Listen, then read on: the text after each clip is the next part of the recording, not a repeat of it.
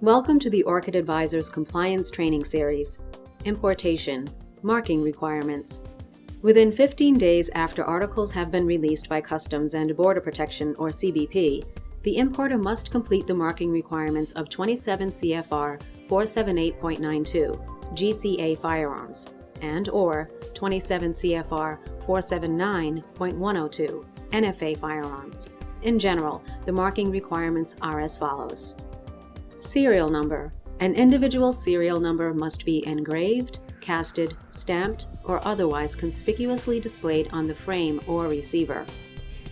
It must be placed in a manner not susceptible of being altered, obliterated, or removed. It also cannot be duplicated.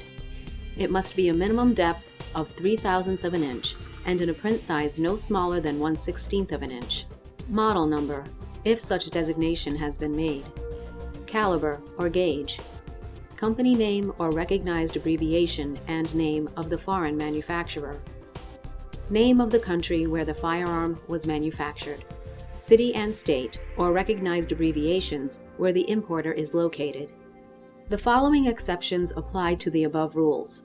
Frames and receivers that are not component parts of a complete firearm at the time they are shipped, sold, or otherwise disposed of must also be identified accordingly. The minimum depth for these markings must be 0.03 of an inch.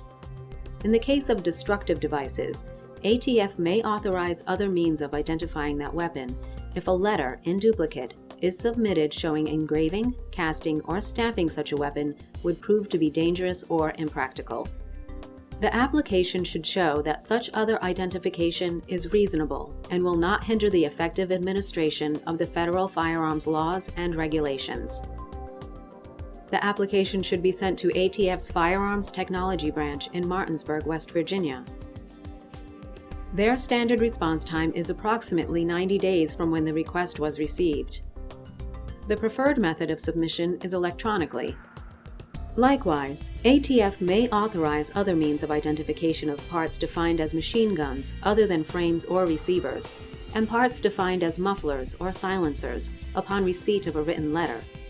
One question that has been raised in recent years regarding the marking on imported firearms is how the firearm should be marked when the manufacture occurred in a country that no longer exists.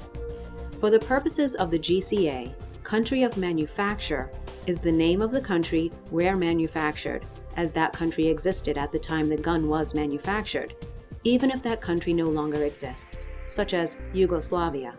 However, the current name of the applicable country, such as Croatia or Montenegro, should be reported to ATF as part of the import process. Thank you for watching this segment of our video training series. Viewers are encouraged to seek professional advice prior to assessment, implementation, or execution.